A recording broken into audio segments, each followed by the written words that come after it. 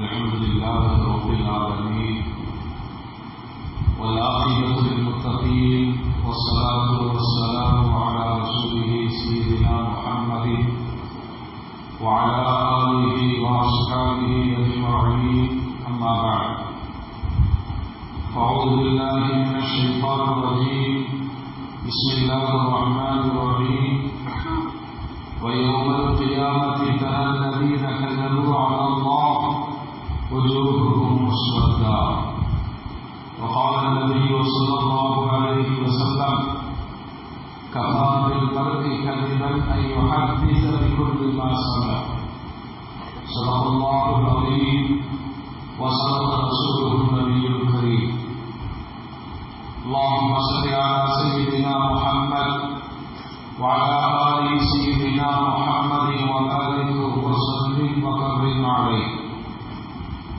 அளவிலாரும் நிகழ்காலமும் இல்லாமல்ல அல்லாஹ்வின் திருநாமம் போற்றி ஆரம்பம் செய்கின்றேன். சாந்தியும் சமாதானமும் ஈருலக சர்தார் அகிலத்தின் அருட்கொடை திருமணத்தின் பேரொழி நம் உயிரின் மேலாக இயக்கப்படி நாயகம் ஹஜ்ரத் முஹம்மது ரசூலுல்லாஹ் ஸல்லல்லாஹு அலைஹி வஸல்லம் அன்னவர்களின் மீதும் அல்லாஹ்வின் அருள்சொல்லை பின்பற்றி வாழ்ந்து வழிகாட்டிய உத்தம சத்திய சஹாபாக்கள், தாபிஈன்கள், தபஅ தாபிஈன்கள், அவுலியாக்கள், நாதாக்கள், ஷஹதாக்கள், குறிப்பாக பரக்கத் நிறைந்த சஃபருடைய மாதத்தின் இறுதி ஜும்ஆவில் அல்லாஹ்வுடைய இல்லத்தில் சங்கமித்திருக்கிற நாம், நம் மக்கள், உலக மூமின்கள் அனைவரும் மீதும் அல்லாஹ்வின் பேரருள் என்றென்றும் நிலவருமாக. ஆமீன். அல்ஹம்துலில்லாஹ். கண்ணியத்திற்கும் மரியாதைக்கும் உரிய அல்லாஹ்வின் நல்லடியார்களே, அருமையான மூமின்களே, சகோதரர்களே, அல்லாஹ் ஜல்லல்லாஹு நபிகள் நாயகம் ஸல்லல்லாஹு அலைஹி வஸல்லம் அன்னவர்களின் உம்மத்தாக உலகின் தலை சிறந்த சமுதாயமாக அல்லாஹ் நம்மை ஆக்கியிருக்கிறார். அதற்காக அல்லாஹ்விற்கு நாம் கோடான கோடி நன்றிகளை செலுத்துவதற்கு கடமைப்பட்டிருக்கிறோம். அந்த நபி ஸல்லல்லாஹு அலைஹி வஸல்லம் முழு மனித சமுதாயத்தில் ஒரு நேர்மையான வாழ்க்கை வழிமுறைகளுக்காக 23 ஆண்டுகள் தொண்டாற்றி இருக்கிறார்கள். தான் சொல்ல வந்த செய்திகளை உலகத்திற்கு நிறைவாக சொல்லிவிட்டு அப்படி வாழ்கிற ஒரு சமுதாயத்தையும் உருவாக்கிவிட்டு போனார்கள். அதில் பிரதானமான பிரச்சாரமாக பெருமானார் ஸல்லல்லாஹு அலைஹி வஸல்லம் முன்வைத்தது, வணக்கத்திற்குரியவன் அல்லாஹ் என்று சொல்லுங்கள், அதிலே நீடித்து நில்லுங்கள் என்று அறிவுரை வழங்கினார். எனவேதான் இந்த சமூகத்திலே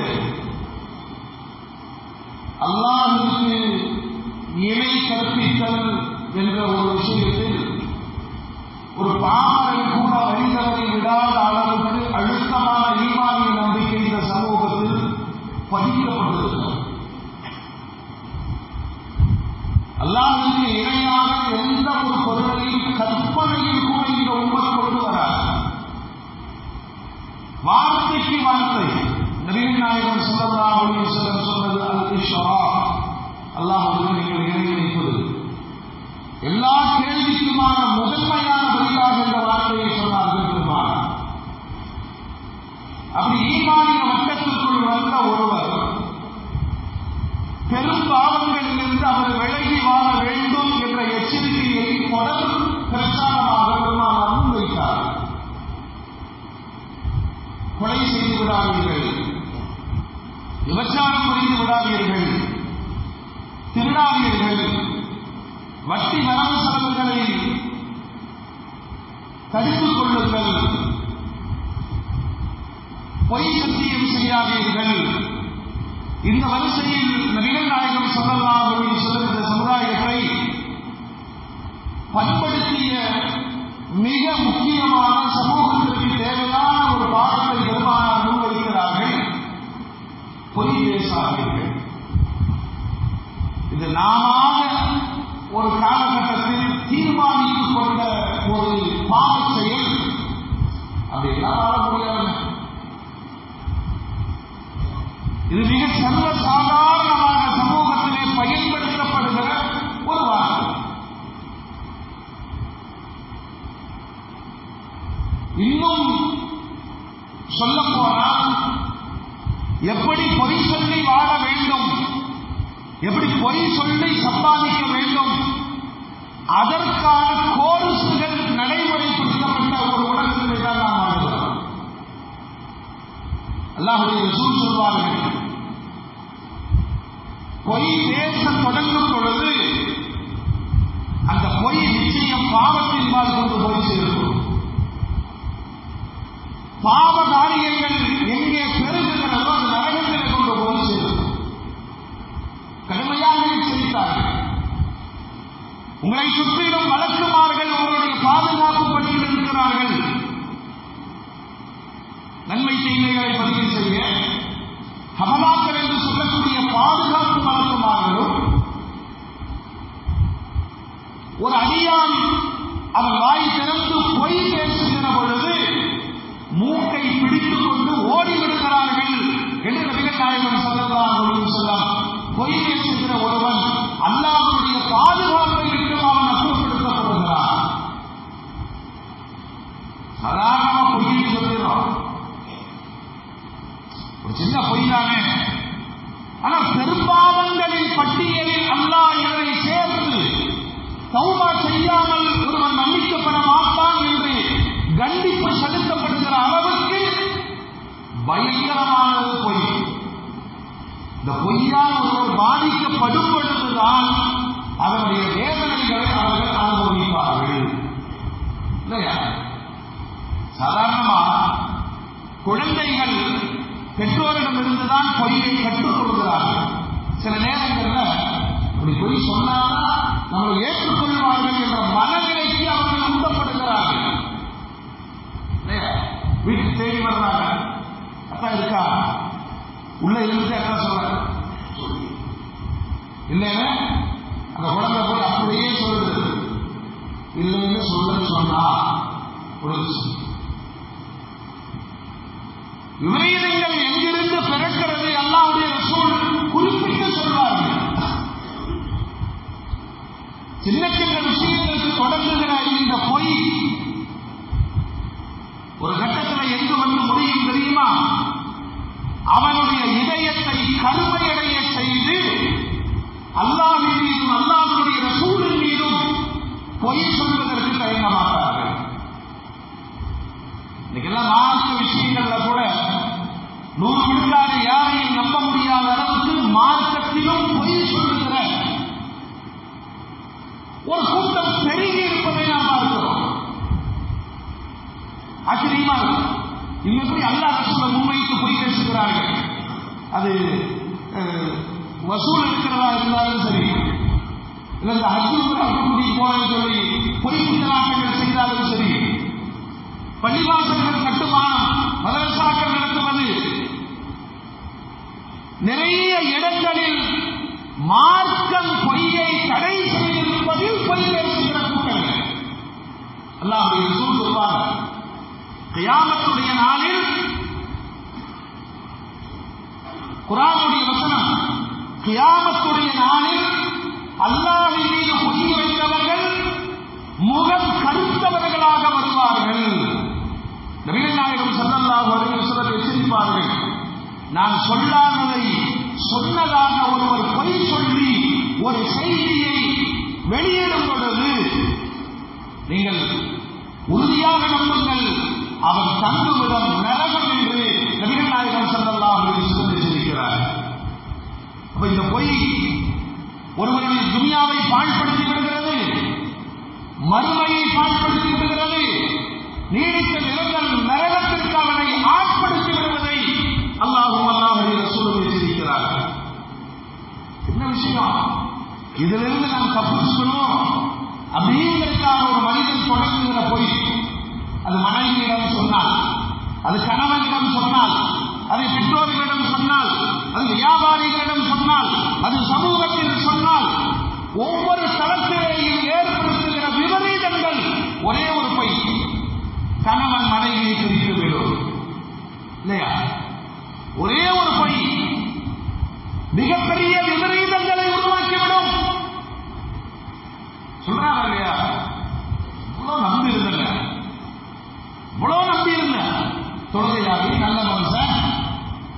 பொய் சொல்லிட்டாரு. பாதிக்கப்படும் பொழுதுதான் பொய்யினுடைய வலிமை, அதனுடைய பயங்கரம். ஆனால் அது கடந்து போய்விடுகிறோமே.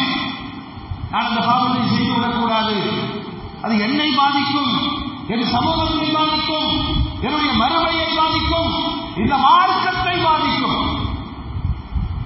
குர்ஆனிலே பெருமானார் ஸல்லல்லாஹு அலைஹி வஸல்லம் அவர்களுடைய மிஅராஜ் பயணத்தை சொல்லித் தருகிற ரப்புல் ஆலமீன் பெருமானாரை பற்றி ஒரு அடையாளம் சொல்கிறார்.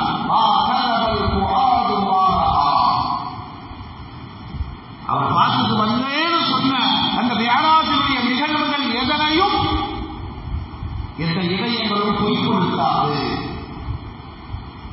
பெருமானாரின் மீது சந்தேகம் எழுந்துவிட்டால் மார்க்கம் சிதறமடைந்து விடுமே. உலகத்தில் பொய் பேசாத ஒரு மனிதர், பொய்யினுடைய வாடை நெருங்காத ஒரு மாமனிதர், எல்லா தளத்திலும் யார் கோபித்துக் கொண்டாலும், யார் எதிர்த்தாலும், யார் மறுத்தாலும் பேச வேண்டியதை உண்மையாகவே பேசி வாழ்ந்தவர்கள் நபிகள் நாயகம் ஸல்லல்லாஹு அலைஹி வஸல்லம். 1400 வருஷம் இல்லையா? இந்த மார்க்கத்தினுடைய ஒவ்வொரு விஷயங்களையும் ஆழமாக அழுத்தமாக நம்புகிறோம் என்றால் அதற்கு பின்னணி சொன்னவர்கள் நபித்துவத்திற்கு முன்பே உண்மையாளர் என்ற பெயர் பெற்றவர்கள் பெருமானார். இப்படி வாழ முடியுமா? பொய் சொல்லாம வாழ முடியுமா? பெருமானார் தான் சாட்சி. பெருமானார் தான் சாட்சி. வாழ முடியும். சில வருத்தங்கள் ஏற்படும், சில சங்கடங்கள் ஏற்படும், சில இழப்புகள் ஏற்படும். பொய் சொல்லி ஒரு பொருள் விற்கவா என்ன கிடைக்கும்? 100 ரூபாய் கிடைக்கிற இடத்துல 200 ரூபாய் கிடைக்கும். அவ்வளவுதானே? ஆனால் இந்த பொய்யுக்கு பின்னால் வரக்கூடிய விபரீதங்கள் ஒரு நாள் அவனின் மீது நம்பிக்கையற்றவர் என்ற பெயரை உருவாக்கிவிடும். நிறைய நம்ம பார்க்கணும் இல்லையா? நிறைய பார்க்கலாம். கண்ணுக்கு முன்னாடியே 200 ரூபாய் சொல்லி விட்டுட்டு போயிடறாரு. அதை போய் வேறொரு கடையில் விசாரிக்கும் பொழுது 100 ரூபாய் என்று சொல்லுகிறாங்க. நல்ல மனுஷன் நம்பி 200 ரூபாய்க்கு வாங்கினவே, நம்ம தலையில கட்டிட்டாவே, பொய்யனாச்சே. அடுத்து பார்க்கிற ஒவ்வொரு மனிதனிடத்திலேயும் அவன் வியாபாரத்தில் போய் சொல்வார். வளர்ச்சி தடைபடும். ஒரு வினாடி கிடைக்கிற சுகத்திற்காக, லாபத்திற்காக, ஆதாயத்திற்காக கொட்டி தீர்க்கிற பொய் பெரும் பாவம் என்று நபிகள் நாயகம் ஸல்லல்லாஹு அலைஹி வஸல்லம் எச்சரிக்கை செய்தார். குர்ஆன் சொல்லுது, பொய் பேசினா நீங்களே முடிவு செஞ்சுக்கீங்க. ஏன் பொய் பேசுற அவசியமா? ஒரு காலகட்டங்களில் இந்த பொய் என்னவாகும் என்று சொன்னால், பாவங்கள் தொடர்ந்து செய்ய செய்ய அவருடைய எண்ண ஓட்டத்தில் அது பாவமே இல்லை என்ற ஒரு உணர்வை உருவாக்கி, அப்படித்தான் நிறைய பாவங்கள் சமூகத்தில் அங்கீகாரம் பெற்றுவிட்டது. எல்லாம் டூரிஸ்ட் போறாங்க, டூர் போற இடத்துல வலிமான இந்த பாவங்கள் அது பொது அங்கீகாரத்தோடு நடக்கிற பொழுது முகம் சுழிப்பதற்கு கூட கிடையாது. டூரிஸ்ட் பிளேஸ் என்ன? மது இருக்கணும், மாது இருக்கணும், சூதாட்டங்கள் இருக்கணும். இதை உலகம் அங்கீகரித்து விட்டது. அதை பார்த்து முகம் சுழிப்பதற்கு கூட ஆட்கள் இல்லை இல்லையா? பாவங்கள் பெருகும் பொழுதும், பாவங்கள் வழமையாகும் பொழுதும் அது பாவமே இல்லை. இந்த ஜெனரேஷன் எப்படி சொல்லுவாங்க தெரியுமா? நாங்களாச்சும் எப்பயாவது டூர் போகும்போது குடிப்போம். என் கிளாஸ்மெட்லாம் வந்து பாத்தீங்கன்னா டெய்லி குடிக்காங்க. இப்ப நாங்கள் தான் செய்கிற பாவத்தை நியாயப்படுத்துகிற ஒரு சூழல் உருவாக்கிவிடும். பெருமானார் ஸல்லல்லாஹு அலைஹி வஸல்லம் சொல்வார்கள், அல்லாஹ் மூமின் முஷ்ரிக் அல்லாத ஒரு சாராரை குர்ஆனிலே சாடுகிறார், முனாஃபிக்குகள். முனாஃபிக்குனா என்ன? நயவஞ்சகன். நயவஞ்சகன்னா என்ன? அவனுடைய பாஷையில உள்ளுக்குள் ஷிர்கை வைத்துக் கொண்டு வெளியில் மூவிலை போல நாடகமாடுவார். பெருமானாருடைய காலத்திலே இந்த கூட்டம் உருவானது. முஸ்லிம்கள் கேட்பார்கள், என்னப்பா இங்க வந்த ரசூல்லா கூட பேசுற, உங்களை பாராட்டுற, கொடுக்கிற, காபிர்களோடு சேர்ந்து அவர்களுடைய வழிபாடுகளை செய்கிறாரே, சும்மா கிண்டலுக்கு முஸ்லிமாக இருப்பதை ஒரு நாடகமாக செய்தவர்கள் அல்லாஹ்வுக்கு எவ்வளவு கோபம் வரும்? ஒரு சத்தியத்தை சொல்ல வந்த இறை தூதர், இறை வேதம், அதனுடைய நிகழ்வுகளை ஒரு வாழும் சமூகம் காணும் பொழுது மார்க்கத்தோடு கேலியும் கிண்டலும் செய்கிறார்களே. அல்லாஹ் யஸ்தஹ்சியுபிஹிம் வ யமுத்துஹும் ஃபீ துன்யாஹிம் அமஹூன். அவன் கிண்டல் பண்றானா? அவனுடைய பரிகாசம் கேலி கிண்டலில் அல்லாஹ் அவர்களை நிரந்தரமாக்கி விடுவான் அப்படின்னு சொல்லிட்டு இந்த முனாஃபிக்குகளை பற்றி அல்லாஹ் சொல்லும் பொழுது இன்னல் முனாஃபிகீன ஃபித்தத்தில் அஸ்ஃபலினார், நரகத்திலேயே அடிமத்தில் இருப்பார்கள் நயவஞ்சகர்கள். ஏன்னா அது எல்லாரையும் பாதிக்கும். இரட்டை வேடமிடக்கூடியவர்கள், அப்ப அவர்களுடைய வாழ்க்கையே பொய்யாகிவிடுமே. சமூகத்தில் ஒரு வாழ வேண்டும் என்று சொன்னால் அவர் மீது குறைந்தபட்ச நம்பிக்கை இருக்கும் இல்லையா? வாக்கு சுத்தங்க, கை சுத்தம், பேச்சு சுத்தம், இப்படித்தான மனிதர்களை கணிக்கிறோம். இந்த மொத்த சுத்தத்திற்குத்தான் அவர் மூமின் என்று அழைக்கப்படுகிறார். அல்லாஹ்வை நம்பினார், உண்மையாக நடந்து கொள்கிறார். நபிகள் நாயகம் ஸல்லல்லாஹு அலைஹி வஸல்லம் சொல்வார், அந்த முனாஃபிக் இல்லை. இப்போ ஒன்று முஸ்லிம் அல்லது முஸ்லிம். ஆனால் முனாஃபிக்குடைய குணம் என் சமூகத்தில் தாக்கத்தை ஏற்படுத்தும் என்று சொன்னார்கள். அதுக்கு அடையாளம் என்ன தெரியுமா? இதா ஹத்தத கதப. அல்லாஹ்வுடைய ரசூல் சொல்வார், இப்ப முனாஃபிக் இல்ல, ஆனா முனாஃபிக்குடைய குணத்தை நீங்கள் பார்க்க வேண்டுமானால் பேசலாம், பொய் பேசுவார். இது எப்ப தெரியும்? பொய் தான் பேசுறாங்க எப்ப தெரியும்? அடுத்த வினாடியே வெளிப்படும். வாயை திறந்தா மூட்டை மூட்டையா பொய் பேசுறான். வியாபாரத்தினுடைய ரொம்ப அதாவது உச்சபட்ச திறமை அப்படின்னு நினைக்கிறான். ரியல் எஸ்டேட் போடுவாங்க. பொள்ளாச்சிக்கு பக்கத்தில், கோயம்புத்தூருக்கு மிக அருகில். புரியுதா? புரியுதா? எங்களுடைய இடத்துல பள்ளிவாசல் இருக்கு. ஒரு சைட்டை விற்கிறதுக்கு, அவ்வளவு ஒரு இடத்தை விற்கிறதுக்கு பெருமானார் சொல்றாங்க, உண்மையை சொல்லுவீங்கள், அதில் பெருத்த நஷ்டங்கள் ஏற்படாதுங்கிறாங்க. ரேட்டை கேட்டாரு, கட்ட முடியாது, எனக்கு 80 ரூபாய்க்கு வேண்டாம், போயிட்டாரு.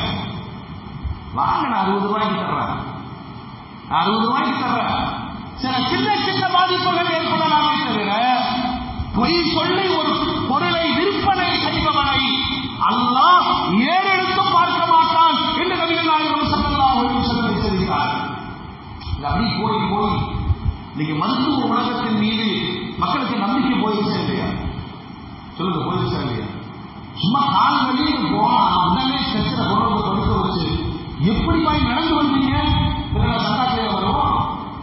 உடனே செக் பண்ணி டெஸ்ட், நல்லா டெஸ்ட் முடிஞ்சு வரும்போது 14,500 ரூபாய் வெறும் டெஸ்ட். என்னங்க ரிசல்ட்? ஹார்ட்ல பிளாக். நம்ம வீட்டுக்கு போக முடியல, உடனே பண்ணணும், ஆகிய அதை பண்ணு, இதை பண்ணு.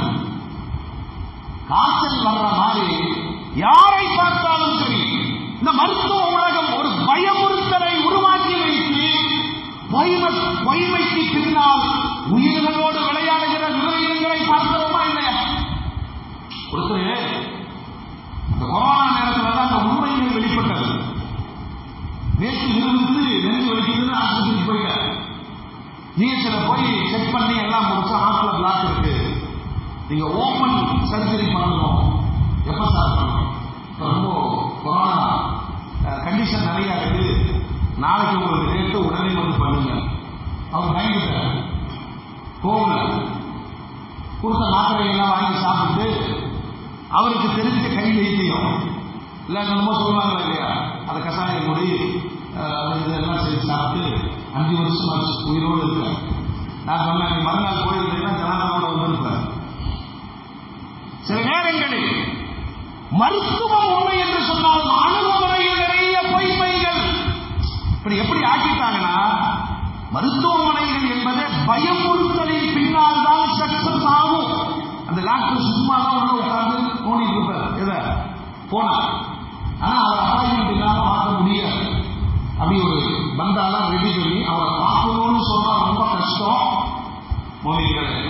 மோமின்களே, உலகம் முழுவதும் நடக்கிறதா இல்லையா? ஒரு பொய்க்கு பின்னால் எழுதுகிற விபரீதங்கள் எதுவா இருக்கட்டுமே, எதுவா இருக்கட்டுமே. மனைவி கேட்டாங்க, யார்கிட்ட பேசுறீங்க? நண்பர்கிட்ட பேசிட்டு பிரச்சனை முடிஞ்சு இல்லையா? அதெல்லாம் முடியாது. யார்கிட்ட பேசணும் வாங்க? இது எங்க தூரத்து சொந்தம் மாமி பிள்ளைன்னு சொல்லி பல வச்சுட்டார். குடும்பத்திற்கு சந்தேகம் இருந்தது, எந்த பெண்ணிடம் பேசுகிறார்? ஒரு குடும்பமே நாசமாக இருந்தது. சாதாரணமாக சின்ன பொய் என்று நினைக்கிறோம். பெருமாள் சொல்லுவாங்க, முனாஃபிக்கின் அடையாளம் பொய் பேசுதல். அவன் பேசினால் பொய் தான் பேசுவான். இரண்டாவது சொன்னார், வாக்கு கொடுத்தா மாற்றம் செய்து விடுவார். இது முனாஃபிக்கினுடைய ஒரு அடையாளம், அவனுடைய குணம். நாம் எவ்வளவு வாக்கு கொடுக்கிறோம்?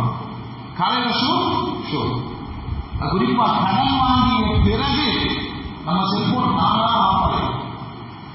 நம்ம செல்போனுக்கு அடிக்கடி கவலை கிடைக்காது. நம்ம செல்போன் கீழே இருந்து உடஞ்சிடும். நம்ம செல்போன் வெளியூர் தான் போயிடும். நான் சொல்றது புரியுதா?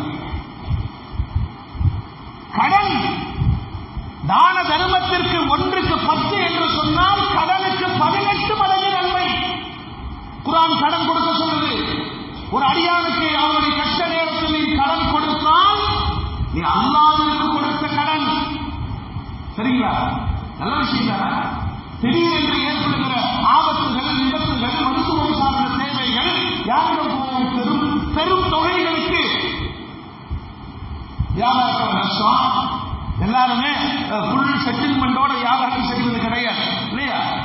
வெளியில கொஞ்சம் பணம் நிற்கும், கடன் வாங்குவோம், வர வர கடன்களை அடைப்போம். இது உலகம். இது ஆனால் இந்த வரவு செலவுகளில் கடன் வாங்கும் பொழுது இருக்கிற அந்த முகம், அந்த பாவனை எப்படி கேட்பார்? சிரிச்சுக்கிட்டு ஆரம்பிக்கும். காலில் விடாத குறையாக தேடி தேடி கொடுக்கிறவனும் கஷ்டத்தில் தானே இருப்பான். அங்கு கொடுப்பதற்கான நம்பிக்கை என்ன? சொந்தக்காரர், நண்பர், பக்கத்து வீடு, நம்ம ஜமாத்து, நம்ம மூவியில, இப்படி பல காரணங்களை வைத்து குறுந்தொகையோ பெருந்தொகையோ அல்லாஹ் அவரின் மூலம் நமக்கு மிகப்பெரும் உதவியை தந்திருக்கிறார். வட்டியில் இருந்து அல்லாஹ் காப்பாற்றி இருக்கிறார் இல்லையா? யாசகத்திலிருந்து அல்லாஹ் காப்பாற்றி இருக்கிறார். என்ன செய்யணும்? எவ்வாறு அந்த கடனை திருப்பி கொடுக்க வேண்டும். பெருமானார் சொல்றாங்க, சொன்னதை போல அந்த வாக்குறுதியை காப்பாற்ற முடியாத ஒரு சூழல் ஏற்பட்டால் நீங்கள் தவணை கேளுங்கள். பெருமானார் சொல்றாங்க, நீங்களும் தவணை கொடுங்கள். உலகத்தில் இவ்வளவு அருமையான வழிகாட்டுகள். பேங்க்ல இருந்து சீஸ்க்கு வரலாம், 2 வீலர் 4 வீலர் வீடு கஷ்டப்பட்டு வீட கட்டி ஒரு கட்டத்திலே கடன் சுமையால் நகர முடியல. பேங்க்கார என்ன செய்வாங்க? மச்சான் மாமா சொல்லுங்க, எல்லா பேப்பர்ஸ் வாங்கி வச்சுக்கிறாங்க, எல்லாம் வாங்கிட்டு பேங்கே எழுதி கொடுத்துட்டு என்ன செய்யணும்? லோன் வாங்கணும், ஜப்தி. அத்தனை பேருக்கு முன்னால் அசிங்கப்படுத்தி நம்முடைய சொத்தை அவர்களுக்கு கொண்டு போக பின்னால் கொக்கரிக்கிறார். பெருமானார் ஸல்லல்லாஹு அலைஹி வஸல்லம் சொல்வார், ஒரு முனாஃபிக்குடைய அடையாளம் பொய். அவன் பொய் தான் பேசுவான். இந்த உலகம் அதற்கு 1000 ஆராதனைகளை சொல்லும். எப்படியாவது ஒரு பொருளை ஒருத்தன் தலையில கட்டணும். அதற்கு பிறகு அவன் நம்ம பொங்கலுக்கு கேட்கக்கூடிய ரேஷன் கடைக்கு போயிட்டு வந்து பொருளை பார்த்து சமைச்சுட்டு இருப்பான். நாசமா போனாங்க, 3/4 கிலோ தான் கொடுத்துருக்கான். கரெக்டா? ஒரு சமுதாயம் எடை மோசடி செய்ததற்காக ஒரு நபி அனுப்பினாங்க, ஷுஐப் அலைஹிஸ்ஸலாம். அந்த சமுதாயத்திலே இருந்த பெரும்பாலும் மக்களை ஏமாற்றி பழிப்பதற்காக தராசுகளில் எடை கூட்டல் குறைத்தல் செய்து வாழ்ந்து கொண்டிருந்தார்கள். அவங்களை பற்றி எல்லாம் சொல்றான், மற்றவர்களிடம் வாங்கும் பொழுது மிக தெளிவாக அளந்து வாங்கிக் கொள்வார்கள். இவர்கள் விற்பனை செய்யும் பொழுது எடையில் மோசடி செய்வார்கள். இதே பாதிப்புக்கு ஆளான நபர் எவ்வளவு வேதனைகளை அனுபவிப்பார். குறிப்பா இந்த காலத்துல நான் ஆன்லைன்ல புக் பண்ணி வாங்கிட்டேன், வீட்டுக்கு பார்சல் வந்து திறந்து பார்த்தா உள்ளுக்குள்ள செங்கல் இருக்கிறது இல்லையா, அல்லது 2 சோப்பு டப்பாவை வச்சுட்டு 2500 ரூபாய் பணம் வாங்கிடலாம். யாரை தேடி போய் புகழ் வாசிப்பீர்கள்? அல்லாஹ்வுடைய ரசூல் எச்சரிக்கிறார்கள், முனாஃபிக் இல்லை. ஆனால் முனாஃபிக்குடைய குணம் ஒரு சமூகத்தை ஆட்கொள்ளும். அவர் பேசினால் பொய்யாகவே பேசுவார். ஒண்ணு பார்க்கலாம், மாப்பிள்ளை என்ன பண்றாரு இருக்கிறதா சொல்லிட்டு போக வேண்டியது ஆட்டோ முடிச்சு ஏதாவது அள்ளி விடுறது.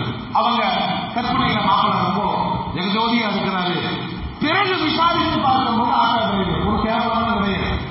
ஆட்டோ டிரைவரா இருப்பது கேவலம் கிடையாது. ஒரு ஷாப்ல வேலை செய்யறது கேவலம் கிடையாது.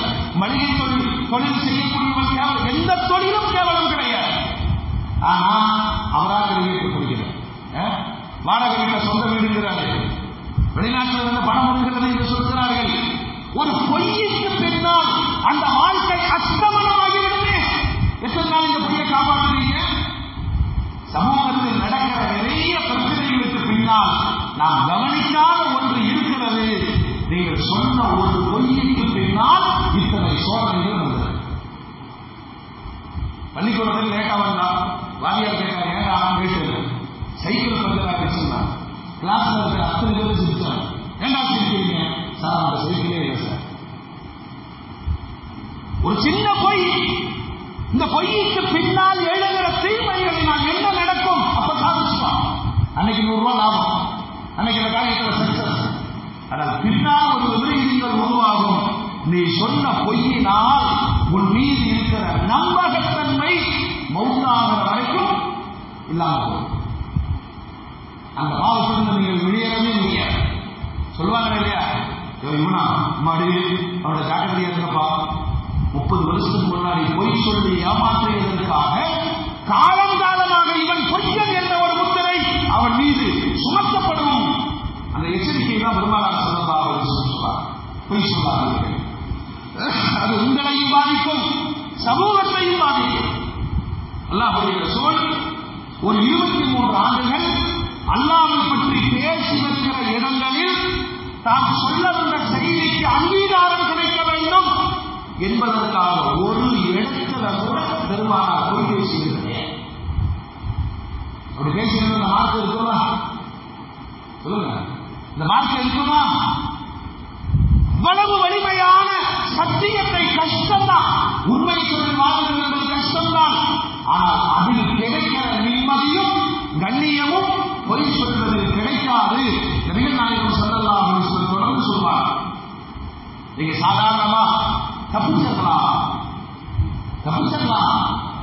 இந்த பிரச்சனைகளுக்கு வெளியே வந்துடலாம் என்பதற்காக பயன்படுத்துகிற இந்த பொய் அது ஈமான் ஒரு கட்டத்தில் அவங்க ஈமான் பரிசுகிறார். ஒரு காரியம் சாதிப்பதற்காக பொய் சொல்லுதல் கடைசியில் எங்க போய் நிற்கும்? நம்முடைய மறுமை வாழ்க்கையை பிரதானமாக நம்பி வாழ்கிற நம்முடைய ஈமான் பதிவுவதற்கு பொய் காரணமாகிவிடும். அல்லாஹ்வுடைய ரசூல் சொல்வாங்க, அல் கிர்பு யஸ்குல் ஈமான், அது ஒரு காலகட்டத்தில் அவருடைய ஈமானிய நம்பிக்கையை அது தின்றுவிடும். எப்படி?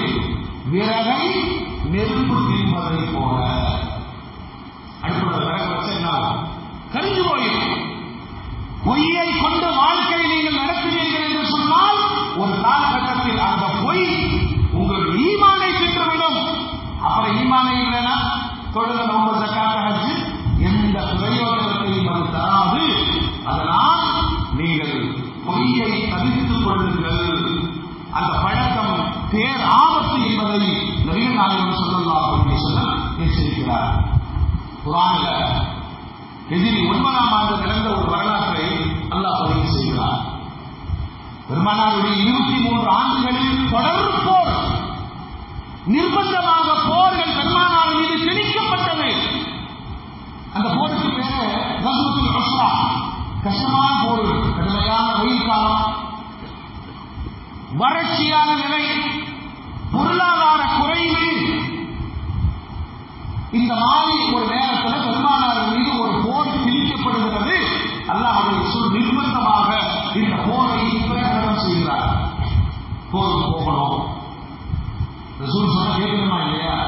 இல்ல கிளம்பிட்டாங்க. சிலருக்கு கிளம்புவதற்கான விருப்பம் இல்லை. சொல்றான், வெயில் காரணத்தை சொல்லி நீங்கள் பின்தங்குவீர்கள் என்று சொன்னால் கியாமத்துடைய நாள்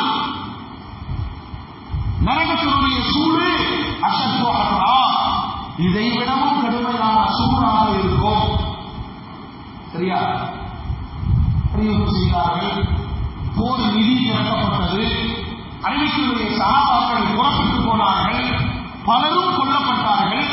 இதெல்லாம் நடந்து முடிஞ்சு வெற்றியோடு பெருமானார் மதீனாவுக்கு திரும்பிய பொழுது இந்த போருக்கு போகாமல் இருந்தார்கள், பின்தங்கி இருந்தார்களே, இவர்கள் ஒவ்வொருவராக வந்து பெருமானாரிடம்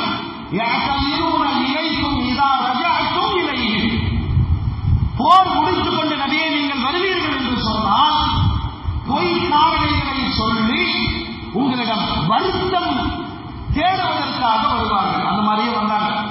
வந்து ஒருத்தர் சொன்னார், யார சொல்லலாம், நான் போருக்கு கிளம்பல, தாங்கள் இடுப்பொடி ஆயிடுச்சு, அதனால என்னால் முடியல. நிறைய மக்கள் போய் சொன்னார்கள். ஆனா அந்த கூட்டத்தில் உண்மையான மூமின்கள் 3 பேர், அதற்கு காரணம் மாறி, அதற்கு இரால், அதற்கு முராரா, அன்சாரி தோழர்கள். இந்த 3 பேரும் உண்மையிலேயே அந்த போரில் பங்கெடுக்க வேண்டும் என்று ஆயத்தமாக இருந்தவர்கள். அவங்களுடைய நிர்பந்தம் என்ன தெரியுமா? கடைசி அறுவடை நேரம். அறுவடை நேரத்தில் அங்க இல்லைன்னு சொன்னா என்ன ஆயிடும்? போருக்கு போயிட்டு வர்றதுக்கு பல நாட்கள், மாதங்கள் ஆகிவிடும். பழங்கள் எல்லாம் அழுகி போய் ஒரு வருடத்தினுடைய விவசாயமே அழிந்துவிடும். கவலைப்படுறாங்க. இந்த மாதிரி நேரத்தில் போர் வந்துருச்சு. போருக்கு போற நேரத்தில் இந்த மாதிரி ஒரு சூழ்நிலை இருக்கு. யோசித்து யோசித்து யோசித்து இந்த நாளைக்கு போயிடலாம், நாளைக்கு போயிடலாம், நீங்க முன்னாடி போங்க, பின்னாடி வந்துடலாம், இது மாதிரி காரணங்கள் எல்லாம் தாண்டி கடைசியில போக முடியாமல் ஆகிவிட்டது.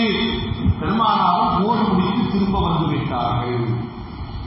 இந்த சந்தர்ப்பத்தில் தான் எல்லாரும் வந்து அல்லாஹ்வுடைய ரசூலுக்கு பொய் காரணங்கள் சொல்கிறார்.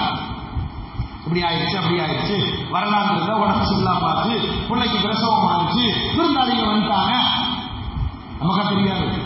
இவ்வளவு காரணங்கள். ஆனா இந்த 3 பேர் என்ன நினைத்தார்கள் தெரியுமா? அல்லாஹ்வுடைய ரசூலிடம் போய் சொல்லுவாங்க, உண்மையான காரணத்தை சொல்ல வேண்டும். அதனால மிகுந்த தயக்கத்தோடு இந்த 3 பேரும் பெருமானாரிடம் வருகிறார்கள். யா ரசூலல்லாஹ், போருக்கு வர வேண்டும் என்ற முழு எண்ணம் இருந்தது.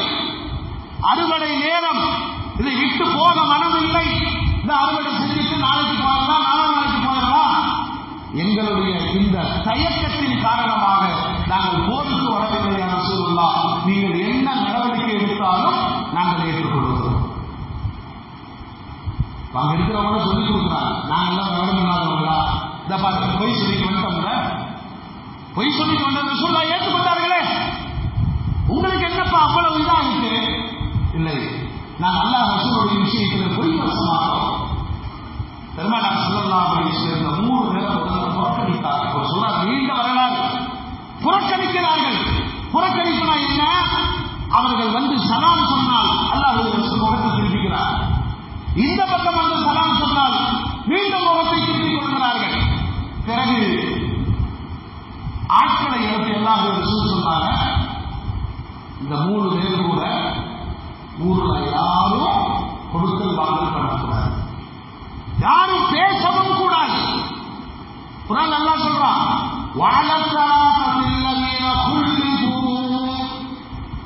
யார் போருக்கு போகாமல் பிற்படுத்தப்பட்டார்களோ அவர்கள் மீது பூமி நெருக்கடியாகிவிட்டது.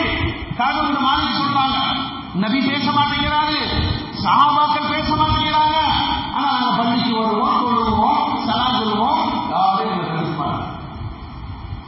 பூமி நெருக்கடியானது. குர்ஆன் அல்லாஹ் சொல்றான், இவர்கள் நினைத்திருந்தால் பொய் சொல்லி ஒரே ஒரு வார்த்தையில் தப்பித்திருக்கலாம். ஆனா அவங்களுக்கு மனசு இடம் கொடுக்கல. சில இடையூறுகள் ஏற்படட்டும், சில தண்டனைகள் கிடைக்கட்டும், ஆனால் பொய் சொல்லி விடக்கூடாது, அல்லாஹ் ரசூலுடைய வெறுப்பிற்கு ஆளாகி விடக்கூடாது அப்படின்னு உறுதியாக இருந்தார்கள். சில நாட்கள் கழிந்து பெருமானார் ஸல்லல்லாஹு அலைஹி வஸல்லம் சொல்லி அனுப்புறாங்க, அவங்க பொம்பளைகிட்ட சொல்லியிருங்க, இது அவங்க கூட ஆளக்கூடாது. முதல் தண்டனை என்ன தெரியுமா? சமுதாயம் பேச்சுவார்த்தை இல்லை, கூட விட்டு ஒதுக்கி வைக்கிறது. அடுத்த கட்ட நடவடிக்கை, மனைவிமார்களை அவர்களுடைய தாய்மார்கள் வீட்டுக்கு அனுப்பிவிடுங்க. ரொம்ப கஷ்டப்பட்டார்கள். இந்த மதீனால வாழ்ந்த இந்த நேரங்களில் ரோம் வாசிகள் தூதர்களாக வந்து இந்த 3 பேர்கிட்ட பேசுறாங்க. பாத்தியா, அவரை நம்பி அவர் மீது ஈமான் கொண்டு அவர் உங்களுக்கு கொடுமைப்படுத்துறாரு, கிறிஸ்தவத்தை செய்திருங்க, நீங்க வாங்க நாங்கள் கவனிக்கிறோம். அவர்கள் அடித்து விரட்டினார்கள் இந்த 3 பேர். கடைசியாக ஒரு நாள் பதில் தொழுகைக்கு பிறகு நபிகள் நாயகம் ஸல்லல்லாஹு அலைஹி வஸல்லம் மக்களிடம் சொல்கிறார்கள், உண்மையாக அல்லாஹ்வுக்காக ஈமான் கொண்டு போரில் கலந்து கொள்ளாத உண்மையான காரணத்தை சொன்ன அந்த 3 தோழர்களை அல்லாஹ் மன்னித்து விட்டான், அவர்களுடைய தௌபா ஏற்றுக்கொள்ளப்பட்டது. இந்த சுப செய்தியை நீங்கள் போய் 3 பேரிடம் சொல்லுங்கள். அந்த 3 பேருக்கும் இந்த செய்தி சொல்லப்பட்ட போது இந்த சஹாபாக்கள் சொல்றாங்க, எங்க வாழ்க்கையில பெருநாள் எது தெரியுமா? எங்களுடைய தௌபாவை அல்லாஹ் ஏற்றுக்கொண்டான் என்று குர்ஆனுடைய வசனம் இறங்கியது. பள்ளிக்கு வந்தோம், ஹஜ்ஜுக்கு போயிட்டு வந்த மாதிரி லைனா நின்று எங்களுடைய முசாஃபஹா முஆனகா செய்து எல்லோரும் துஆ செய்தார்கள். நீங்கள் ஒரு சின்ன தவறுதான், ஆனால் பொய் சொல்லி தப்பித்துக் கொள்ளக் கூடாது, உண்மையை சொல்லணும் என்று சொன்ன காரணத்தினால் கடுமையான தண்டனை கிடைத்தது. ஆனால் அசராமல் உறுதியோடு நீங்கள் இருந்ததினால் உங்களுடைய தௌபா ஏற்றுக்கொள்ளப்பட்ட செய்தி குர்ஆனிலேயே பதிவு செய்யப்படும். நம்ம படிக்கிறோமா இல்லை இப்போ வரைக்கும், கியாமத் நாள் வரைக்கும்.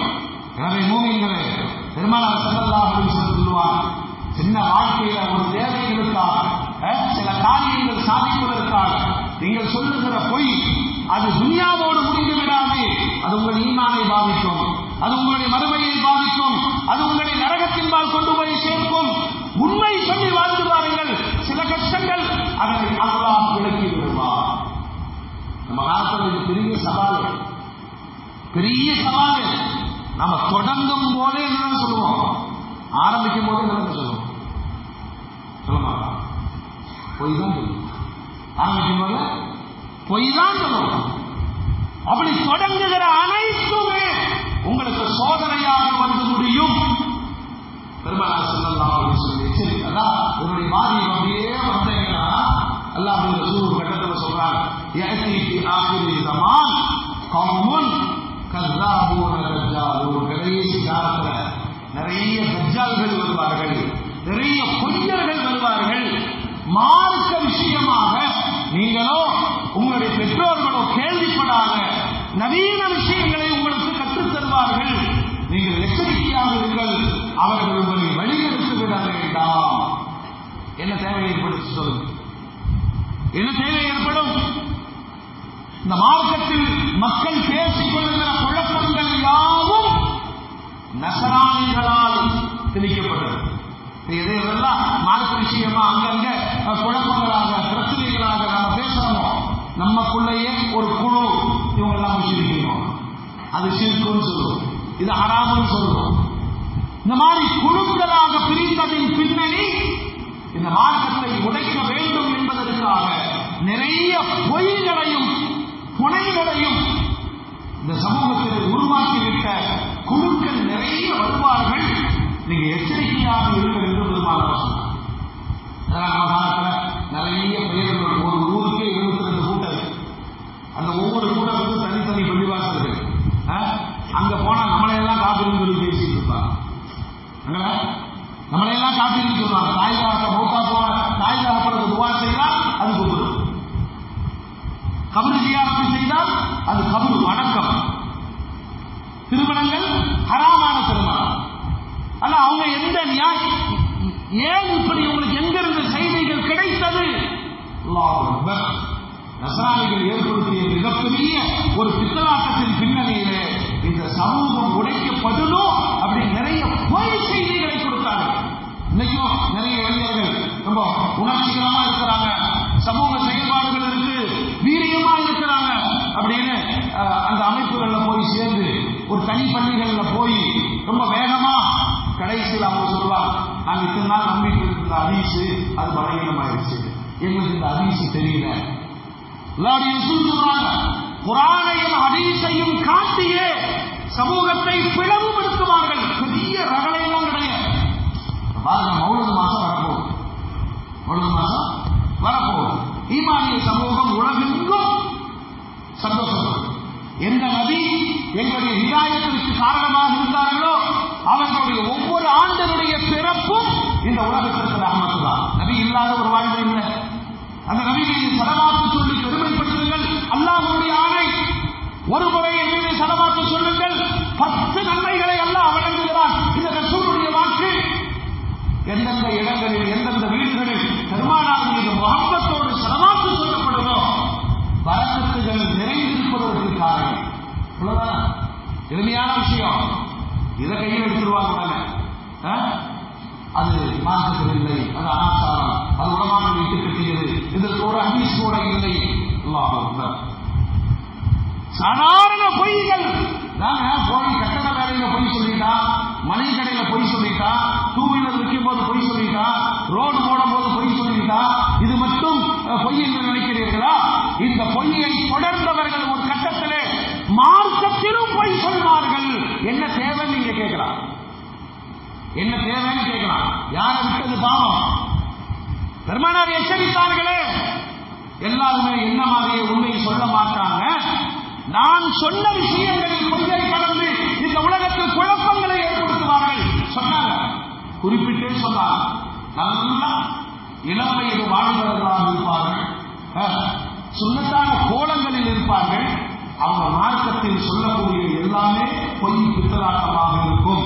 அவர்களை கொண்டு சைத்தான் குழப்பங்களை ஏற்படுத்துவார். ரொம்ப தெளிவா அவங்க எப்படியெல்லாம் இருப்பாங்க, அவங்களோட முகம் எப்படி இருக்கும், அவங்களுடைய ஆக்டிவேட் எப்படி இருக்கும், எல்லாம் சொல்லிவிட்டு போனார்கள். மார்க்கத்தை கூட நல்லவர்களும் கற்றுக்கொள்ளுங்கள் என்று எச்சரிக்கை செய்த பெருமானார் ஸல்லல்லாஹு அலைஹி வஸல்லம். எனவே மூமின்களே, பொய்மை ஒருபோதும் ஒரு சமூகத்திற்கு வெற்றியை தராது. எல்லா விதத்திலேயும் எல்லாம் சொல்வான், குல் ஜாஅல் ஹக் வ ஸஹகல் பாத்தில். ஒண்ணுல கடவுள் கோட்பாட்டுல எல்லாமே பொய்ங்கிறாங்க. கற்பனை தெய்வங்கள் இல்லையா, மனோ இச்சையின் தெய்வங்கள், பல்லாயிரம் தெய்வங்களை உருவாக்கி அல்லாஹ் மீது நீங்கள் பொய்யை சுமத்துகிறீர்களே, ஆராய்ந்து பாருங்கள். என்னை தவிர வடக்கத்திற்குரியவர் யாரும் இல்லை என்ற இந்த காரண மந்திரத்தின் மீது சுமத்தப்பட்ட பொய்கள், நபிமார்கள் மீது சுமத்தப்பட்ட பொய்கள். அல்லாஹ் ரசூல் வஃபாத்தாகி 1400 வருஷம் சுமார் கணக்கீடுகள் பார்த்தா 10 லட்சம் வார்த்தைகளை அவர்கள் பேசி இருக்கிறார்கள். இமாம் பெருமக்கள் அதை ஆராய்ந்து பெருமானாருடைய சொல்லில் பொய்யை கலந்திருக்கிறார்கள். அதை பிரிச்சு எடுத்து இதுதான் சஹீஹ், சரியான ஹதீஸ். சொன்னவர்களின் தரங்களை பார்த்தார்கள். எல்லாமே பேச்சல்ல. குர்ஆனிலேயே இணை சொல்களை யூதர்களும் நஸ்ரானிகளும் சொல்லி இருக்கிறார்கள். அதை எடுத்து குர்ஆனை மனப்பாடம் செய்கிற விதத்தில் உலகத்தில் பாதுகாக்கப்பட்டு வருகிறது. மனிதர்கள் பயன்படுத்துகிற இந்த பொய் மார்க்கத்தை கடுமையாக பாதிக்கும். அதுலதான் குழப்பங்கள்லாம் வருது. எனவே எந்த காலகட்டத்திலும் அல்லாஹ்வுடைய ரசூல் சொல்வாங்க, ஒரு ஆள் பொய்ய அப்படிங்கிற அளவுகோல் என்ன? நாலு பொய் பேசி வரப்பா, அதுக்கு அளவுகோல் என்னன்னா அவன் கேட்டதெல்லாம் பேசிட்டே இருக்கும். நீங்க ஒன்று சொன்னீங்க, அதை போய் அப்படியே வெளியே சொல்லுவார். அது உண்மையா பொய்யான ஆய்வு செய்ய மாட்டார்.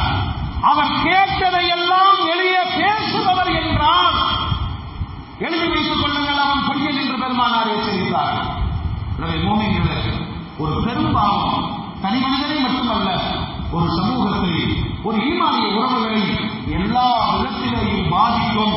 அப்படிப்பட்ட பாவத்தை அல்லாஹ்வுடைய ரசூல் எச்சரிக்கை செய்து பொய் சொல்லாதீர்கள், அது பாவங்களில் கொண்டு போய் சேர்க்கும், பாவங்கள் நரகத்தில் கொண்டு போய் சேர்க்கும். அத்தகைய பாவத்திலிருந்து விலகி வாழுங்கள் என்ற எச்சரிக்கையை உள்வாங்கிக் கொண்டு அப்படி வாழ்கிற தௌஃபீகை அல்லாஹ் நம் அனைவருக்கும் நசீபாக்கி தருவானாக. வாஹிரு தஅவானா அனில் ஹம்துலில்லாஹி ரப்பில் ஆலமீன்.